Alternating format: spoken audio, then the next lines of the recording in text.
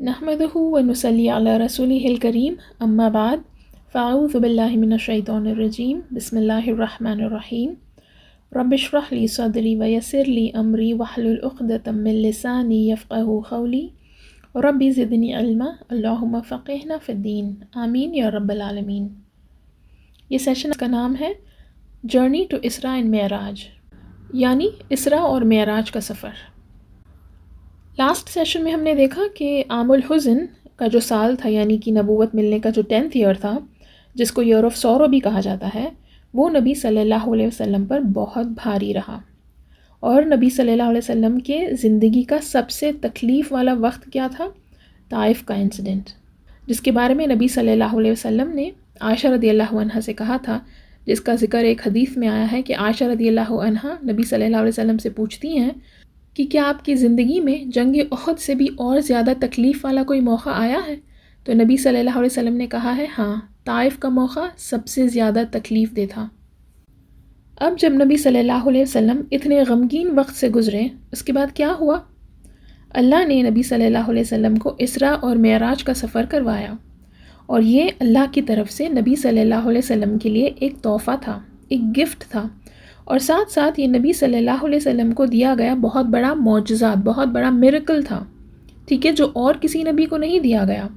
Scholars کہتے ہیں کہ اسراء اور معراج کا جو سفر تھا، یہ نبی صلی اللہ علیہ وسلم کے اسپرٹس کو ریز کرنا تھا، ان کا مورال بوسٹ کرنا تھا، ان کو کانفیڈنس دلانے کے لیے تھا، کیونکہ جو کچھ بھی ان کے ساتھ ہوا تھا اس کے بعد وہ بہت ہی لو فیل کرتے تھے، اپنے آپ کو بہت ہی اکیلا فیل کرتے تھے۔ تو اللہ نے اسراء اور معراج کا سفر نبی صلی اللہ علیہ وسلم کو سکون اور ہمت دینے کے لیے اور ان کا درجہ بلند کرنے کے لیے اور ساتھ ساتھ اللہ کے آیات دکھانے کے لیے اسراء اور معراج کا سفر کروایا، ٹھیک ہے۔ تو اسراء اور معراج یہ دونوں الگ الگ معنی ہیں، ان کے الگ الگ میننگز ہیں۔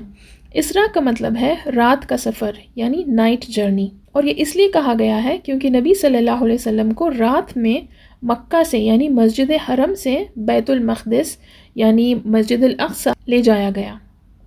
اور معراج کا مطلب کیا ہے؟ معراج یہ ورڈ آتا ہے عرجہ سے، ٹھیک ہے، عربک ورڈ ہے عرجہ، یعنی ہم عروج بھی کہتے ہیں، رائٹ؟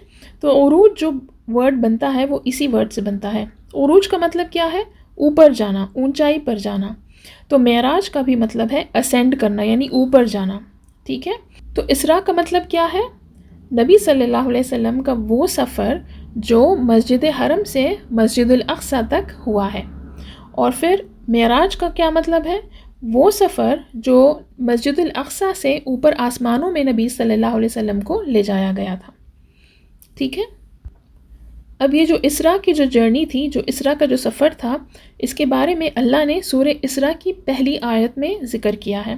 اللہ نے کہا ہے کہ پاک ہے وہ جو لے گیا اپنے بندے کو مسجد حرم سے مسجد اقصی تک، جس کے ماحول میں اللہ نے برکتیں دی ہیں تاکہ اسے اپنی کچھ نشانیاں بتا سکے۔ تو یہاں اللہ کہہ رہے ہیں کہ وہ نبی صلی اللہ علیہ وسلم کو مسجد حرم سے مسجد اقصی لے گئے، کیوں؟ تاکہ اللہ کے آیات کو، اللہ کے نشانیوں کو نبی صلی اللہ علیہ وسلم کو دکھا سکے، ٹھیک ہے۔ اور اسکالرز کا انٹرپریٹیشن ہے کہ معراج کے بارے میں بھی سورہ نجم میں آیا ہے، آیہ نمبر 7 سے آیہ نمبر 18 تک اس کا ذکر کیا گیا ہے۔ تو اب اسراء اور معراج کے اس انسیڈنٹ کو جاننے سے پہلے ایک بات ہمیں جاننا ضروری ہے کہ یہ اسراء اور معراج کی جو جرنی تھی، یہ جو سفر تھا، اس کے بارے میں کچھ لوگ کہتے ہیں کہ یہ نبی صلی اللہ علیہ وسلم کا خواب تھا، یہ سب کچھ انہوں نے خواب میں دیکھا، یہ ریالٹی میں نہیں ہوا تھا، کیونکہ یہ جو انسیڈنٹ ہوا تھا یہ ایک رات میں ہوا تھا، بس کچھ پل میں ہوا تھا۔ تو کچھ لوگ کہتے ہیں کہ یہ ممکن نہیں کہ کیسے نبی صلی اللہ علیہ وسلم اسراء اور معراج کا سفر کرے بس کچھ منٹوں میں، ان کو آسمانوں تک لے جایا گیا اور پھر واپس لے کر آیا گیا، یہ سب کچھ بس کچھ پل میں کیسے ہو سکتا ہے؟ اور جس پر یہ گئے، ٹھیک ہے، اس جانور کا نام تھا براق۔ تو ایسا کیسا کہ کوئی جانور براق جس پر نبی صلی اللہ علیہ وسلم بیٹھ کے یہ سفر کیے، وہ اتنا لمبا سفر کیسے طے کر سکتا تھا؟ دیکھیے، سائنس کے اکارڈنگ اسپیس میں آنے جانے کے لیے کئی سال لگ جاتے ہیں، اور نبی صلی اللہ علیہ وسلم کو 7 آسمانوں پر لے جایا گیا، تو یہ سب ریالٹی میں کیسے ممکن ہے؟ لوگوں کا یہ کہنا ہے۔ تو دیکھیے، اس کا جواب اب یہ ہے کہ سب سے پہلے تو نبی صلی اللہ علیہ وسلم کو فزیکلی یعنی ریالٹی میں اس جرنی پر لے جایا گیا، اس سفر پر لے جایا گیا، یعنی حقیقت میں فزیکل فارم میں نبی صلی اللہ علیہ وسلم اسراء اور معراج کا سفر کر کے آئے. alright، یعنی مکہ سے بیت المقدس اور پھر بیت المقدس سے آسمانوں پر جانا، یہ سب کچھ حقیقت میں ہوا. ٹھیک ہے، ہم سب کو یہ سمجھنا ضروری ہے یہاں پر کہ یہ جو کچھ ہوا، دیکھیے یہ اللہ کی طرف سے ہوا. رائٹ، تو یہ سب غیب کا علم ہے، یہ سب انسین ہے، اس کے بارے میں ہم کو نہیں پتہ، ہم اس چیز کو امیجن نہیں کر سکتے. ویسے ہی جیسے کہ ہم جانتے ہیں کہ جنت ہے، جہنم ہے، قبر کے عذاب ہیں، اللہ کا عرش ہے، فرشتے ہیں، یہ سب غیب کا علم ہے. رائٹ، جسٹ بیکاز ہم ان سب کو دیکھ نہیں سکتے اس کا مطلب یہ تو نہیں کہ ہم اس پر یقین نہیں رکھتے، کیونکہ غیب پر ایمان لانا ہم مسلمانوں کی بہت امپورٹنٹ کیریکٹرسٹک ہے. رائٹ، جو ہمارے توحید سے جڑی ہوئی ہے، ہمارے ایمان سے جڑی ہوئی ہے. تو اگر ہم یہ سمجھ لیں گے کہ اسراء اور معراج کا سفر بھی غیب کا علم ہے اور غیب کے علم سے یہ سب جڑا ہوا ہے، تو پھر ہم اس بات پر ڈاؤٹ نہیں کریں گے. جیسے ہم اللہ پر، فرشتوں پر، جنت پر، جہنم پر، یہ سب غیب کی چیزوں پر ایمان لائے، اسی طرح اسراء اور معراج کے اس انسیڈنٹ کو، اس جرنی پر بھی ہم یقین رکھیں گے اور اس پر کوئی ڈاؤٹ نہیں کریں گے انشاءاللہ. کیونکہ دیکھیے سائنس اس دنیا کا معاملہ ہے. رائٹ، پر یہ جو ہم غیب کی بات کر رہے ہیں، یہ انسین ورلڈ ہے، یہ عالم الغیب کی بات ہے جو ہمارے 5 سینسز نہیں سمجھ سکتے. اسی لیے تو اللہ کا یہ معجزہ ہے، میریکل ہے. alright، تو اب نبی صلی اللہ علیہ وسلم کا اسراء اور معراج کا سفر بہت ہی خوبصورت ہونے کے ساتھ ساتھ بہت کچھ سکھاتا بھی ہے. اس میں بہت سارے لیسنز ہیں. تو یہ سفر یعنی یہ جو جرنی شروع ہوئی تھی، یہ جب جبریل علیہ السلام براق کے ساتھ کعبہ پر اترے. اب براق کیا ہے؟ یہ جو نام براق آیا ہے، یہ عربک ورڈ برق سے بنتا ہے، جس کا مطلب ہے لائٹننگ یا بجلی. ٹھیک ہے، تو نبی صلی اللہ علیہ وسلم نے کہا ہے کہ براق ایک ایسا جانور تھا جو ایک گدھے سے بڑا تھا اور ایک گھوڑے سے چھوٹا تھا. ٹھیک ہے، یعنی نہ وہ گدھا تھا نہ وہ گھوڑا تھا، وہ دونوں کے بیچ کا تھا. اور اس کا ایک قدم، ایک سٹیپ جو اس کا تھا، وہ اتنا بڑا تھا جتنی دور ہماری نظر جا سکتی ہے نا، اتنا بڑا تھا.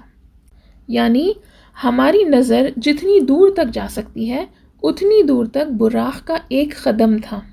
ٹھیک ہے، اور اسی لیے تو اس کا نام برق سے آیا ہے نا، یعنی بجلی اور لائٹننگ جو کہا گیا ہے.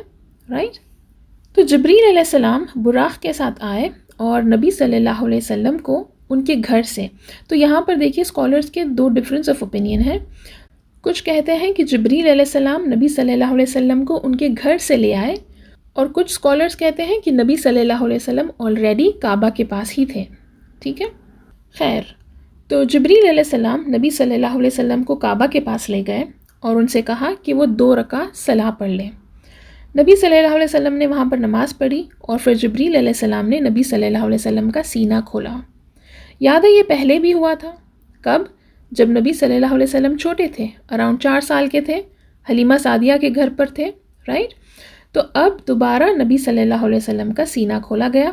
جبریل علیہ السلام نے نبی صلی اللہ علیہ وسلم کا سینہ کھولا، ان کا دل دھویا، اور پھر ایک ٹرے میں، ایک سونے کی ٹرے تھی جس میں انہوں نے ایمان اور حکمت، یہ 2 چیزوں کو لا کر نبی صلی اللہ علیہ وسلم کے دل میں ڈال دیے.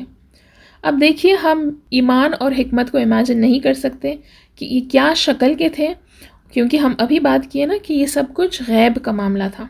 ٹھیک ہے، تو ہم صرف یہ سمجھ لیں کہ یہ 2 چیزیں تھیں، ایمان اور حکمہ، یعنی کہ بلیف اور وزڈم، جو نبی صلی اللہ علیہ وسلم کے سینے میں ڈالا گیا اور پھر ان کے سینے کو بند کر دیا گیا.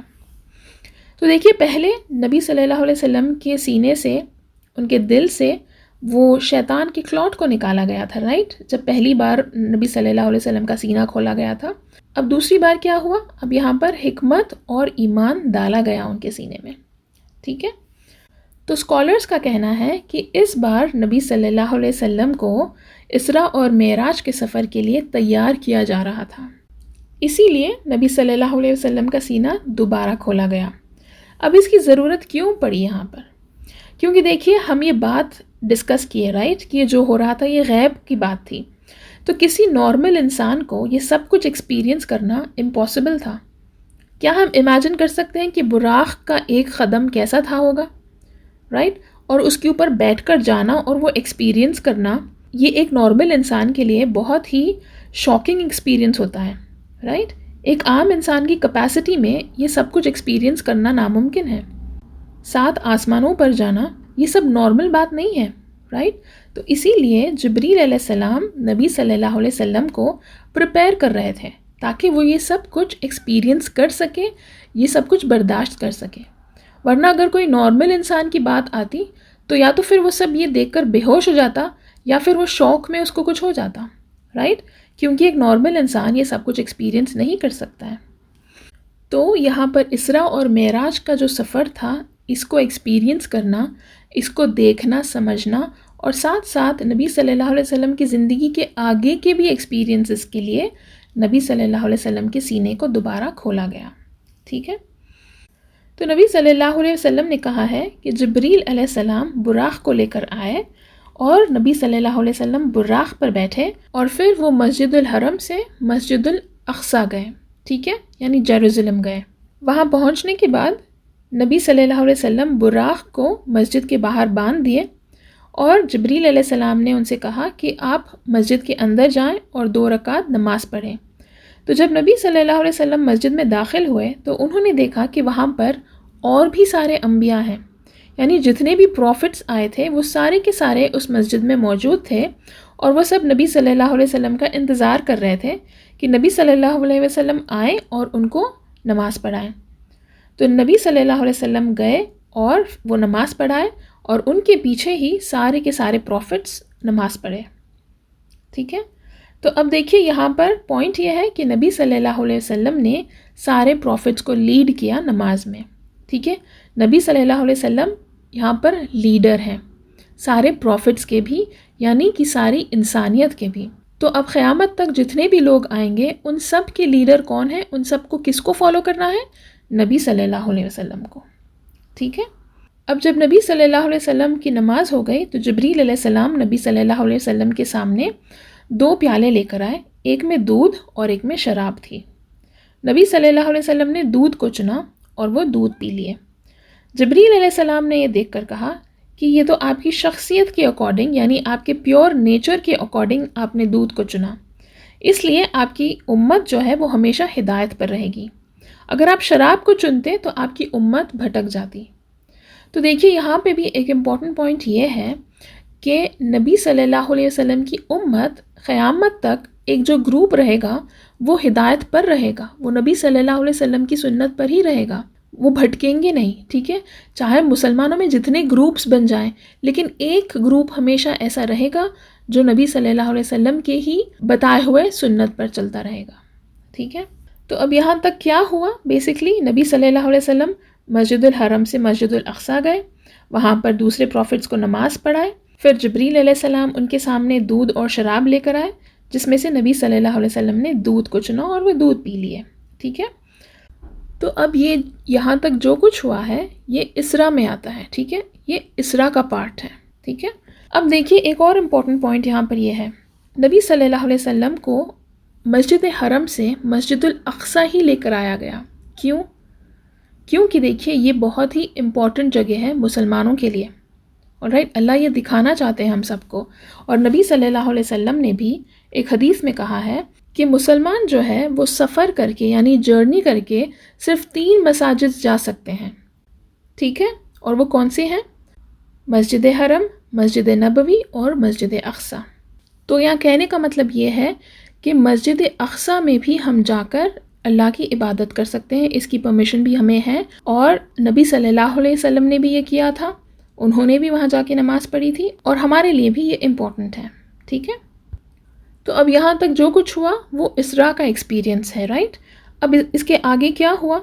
جبریل علیہ السلام اب نبی صلی اللہ علیہ وسلم کو بیت المقدس سے یعنی مسجد الاقصیٰ سے آسمانوں پر لے جاتے ہیں. اور بائی دا وے انسان آسمانوں میں کہاں تک جا سکتا ہے؟ تو دیکھیے سائنس جہاں تک بھی گئی ہے، چاہے وہ سٹارز ہو گئے، چاہے وہ گیلیکسی، پوری ملکی وے، یہ ساری جو چیزیں ہیں یہ آسمان کے نیچے کا حصہ ہے. ٹھیک ہے. اور ہم میں سے کوئی بھی انسان اس کو کراس کر کے پہلے آسمان تک نہیں جا سکتا. ٹھیک ہے. تو سب سے پہلا آسمان کراس کیا گیا. تو یہاں پر بھی جبریل علیہ السلام نبی صلی اللہ علیہ وسلم کو پہلے آسمان پر لے گئے، ٹھیک ہے. وہاں انہوں نے فرشتوں سے گیٹس کھولنے کو کہا، یعنی پہلے آسمان کے گیٹس تھے اور وہ گیٹس کھول کر ہی وہ لوگ اندر جا سکتے تھے. تو جبریل علیہ السلام نے فرشتوں کو حکم دیا کہ وہ پہلے آسمان کے گیٹس کھولیں. تو فرشتوں نے ان سے پوچھا کون آیا ہے؟ تو جبریل علیہ السلام نے جواب دیا جبریل. تو فرشتوں نے پوچھا آپ کے ساتھ کون ہے؟ تو جبریل علیہ السلام نے کہا محمد صلی اللہ علیہ وسلم. فرشتوں نے پوچھا کیا ان کو بلایا گیا ہے؟ جبریل علیہ السلام نے کہا ہاں، ان کو بلایا گیا ہے. تو جب گیٹس کھلے گئے اور پھر نبی صلی اللہ علیہ وسلم اور جبریل علیہ السلام پہلے آسمان کے گیٹس کو کراس کرتے ہیں، اور جب یہ پہلے آسمان کے گیٹس کو کراس کر کے آتے ہیں تب نبی صلی اللہ علیہ وسلم وہاں پر ایک شخص کو دیکھتے ہیں جو بہت ہی لمبے تھے. انہوں نے جبریل علیہ السلام سے پوچھا کہ یہ کون ہے؟ جبریل علیہ السلام نے کہا یہ آپ کے والد ہیں، یہ آدم علیہ السلام ہیں، ان کو سلام کریے. تو نبی صلی اللہ علیہ وسلم آدم علیہ السلام کو سلام کرتے ہیں. آدم علیہ السلام ان کو جواب دیتے ہیں اور آدم علیہ السلام نبی صلی اللہ علیہ وسلم کو ویلکم کرتے ہیں. ٹھیک ہے. اب اس کے بعد نبی صلی اللہ علیہ وسلم کو دوسرے آسمان پر لے جایا گیا، اور یہاں پر بھی گیٹس تھے دوسرے آسمان کے. جبریل علیہ السلام نے فرشتوں سے کہا گیٹس اوپن کرنے کے لیے. فرشتوں نے پوچھا جبریل علیہ السلام سے کہ آپ کون؟ جبریل علیہ السلام نے جواب دیا میں جبریل ہوں اور میرے ساتھ محمد ہے اور ان کو بلایا گیا ہے. وہ سارے سوال جو پہلے گیٹ پر ہوئے تھے اب وہ سارے سوال جواب دوسرے گیٹ پر بھی ہوئے، اور پھر دوسرا گیٹ بھی کھولا گیا. اور جب یہ لوگ داخل ہوئے تب نبی صلی اللہ علیہ وسلم یہاں پر کس کو دیکھتے ہیں؟ یحییٰ علیہ السلام اور عیسیٰ علیہ السلام کو دیکھتے ہیں، اور نبی صلی اللہ علیہ وسلم ان کو سلام کرتے ہیں. وہ لوگ جواب دیتے ہیں اور پھر وہ لوگ بھی نبی صلی اللہ علیہ وسلم کو ویلکم کرتے ہیں. ٹھیک ہے. اب اس کے بعد نبی صلی اللہ علیہ وسلم کو تیسرے آسمان پر لے جایا گیا. ویسے ہی جیسے پہلے اور دوسرے آسمان پر گیٹس کھولے گئے ویسے ہی تیسرے آسمان کے بھی گیٹس کھولے گئے، وہاں پر بھی سوال جواب ہوئے. اس کے بعد نبی صلی اللہ علیہ وسلم تیسرے آسمان پر داخل ہو گئے، اور وہاں پر نبی صلی اللہ علیہ وسلم نے کس کو دیکھا؟ یہاں نبی صلی اللہ علیہ وسلم نے یوسف علیہ السلام کو دیکھا. اور نبی صلی اللہ علیہ وسلم نے ایک حدیث میں کہا ہے کہ میں یوسف علیہ السلام سے تیسرے آسمان پر ملا اور ان کو آدھی خوبصورتی دی گئی تھی.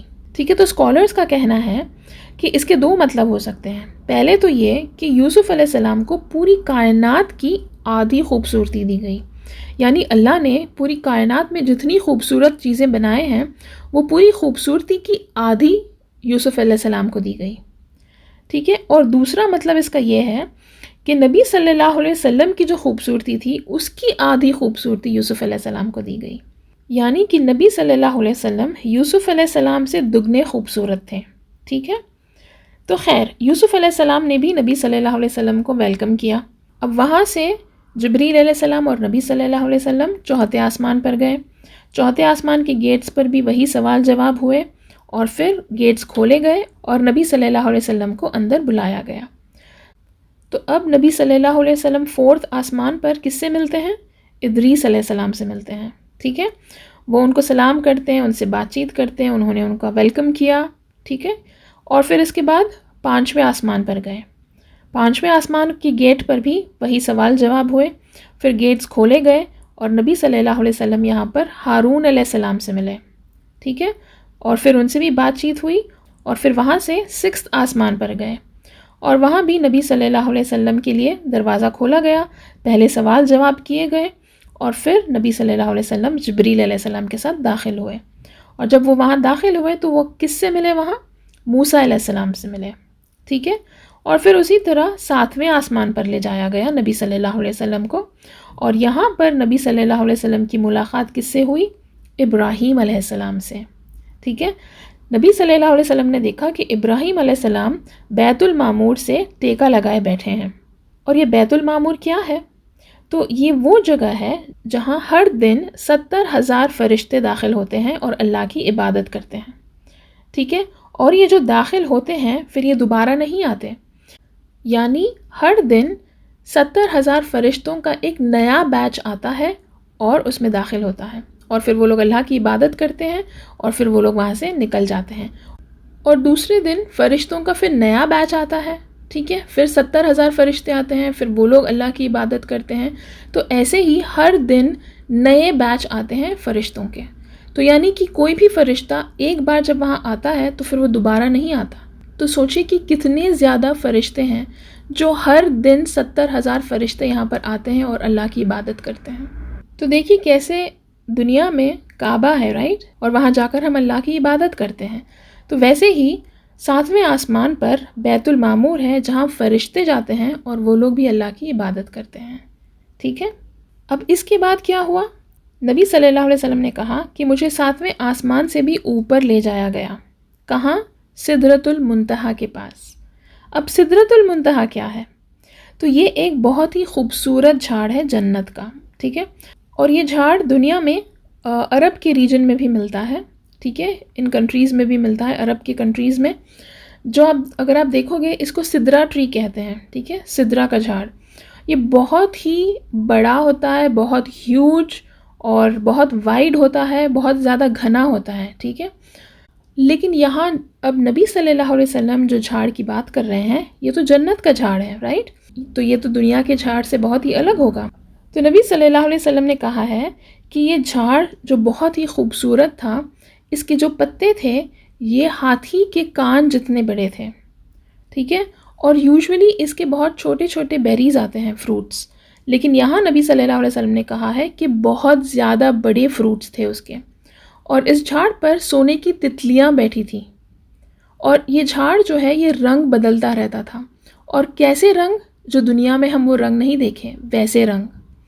تو نبی صلی اللہ علیہ وسلم نے کہا کہ یہ جھاڑ اتنا خوبصورت تھا کہ الفاظ میں اس کی خوبصورتی نہیں بیان کی جا سکتی، یہ اتنا خوبصورت تھا. ٹھیک ہے، اب اس کو منتہا کیوں کہا گیا؟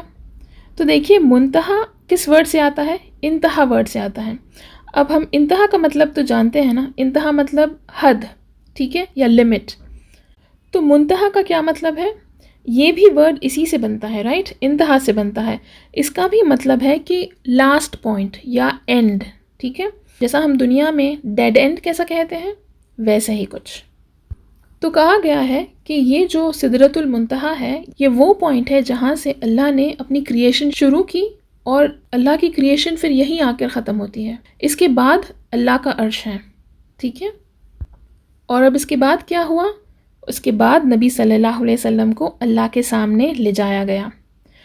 کیا نبی صلی اللہ علیہ وسلم نے اللہ کو دیکھا؟ نہیں. نبی صلی اللہ علیہ وسلم اللہ کے بہت قریب تک پہنچ گئے تھے، لیکن اس کے باوجود بھی وہ اللہ کو نہیں دیکھ سکے، کیونکہ اب تک کسی انسان کے بس میں نہیں ہے کہ وہ اللہ کو دیکھے، رائٹ. اور نبی صلی اللہ علیہ وسلم نے اس کا ذکر ایک حدیث میں بھی کیا ہے کہ کسی نے ان سے پوچھا تھا کہ آپ نے اللہ کو دیکھا؟ تو نبی صلی اللہ علیہ وسلم نے کہا نہیں، میں اللہ کو کیسے دیکھ سکتا ہوں، اللہ تو ایک نور ہے. تو بیسکلی نبی صلی اللہ علیہ وسلم اور اللہ کے بیچ کسی چیز کا ایک پردہ تھا، جس کی وجہ سے نبی صلی اللہ علیہ وسلم اللہ کو نہیں دیکھ سکتے تھے. اب وہاں پر کیا ہوا؟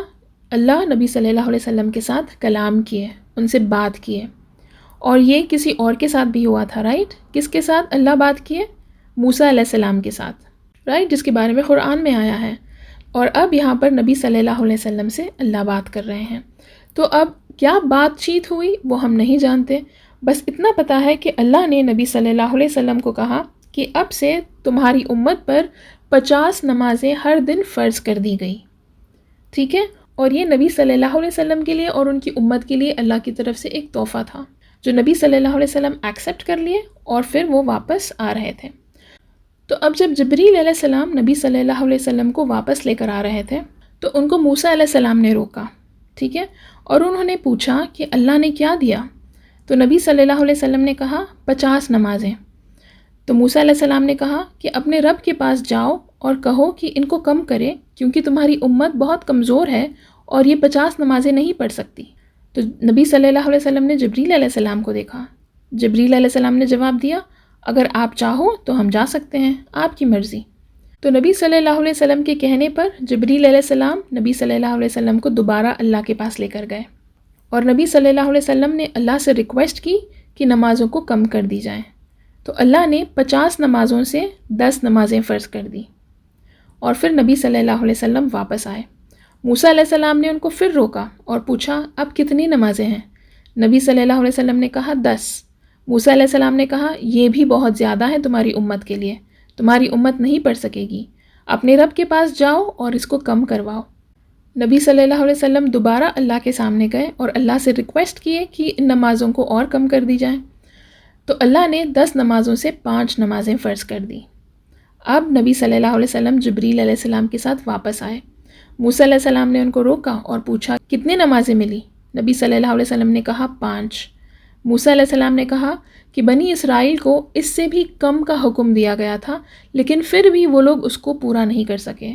تمہاری امت بھی بہت کمزور ہے، وہ 5 نمازیں بھی نہیں پڑھ سکیں گی۔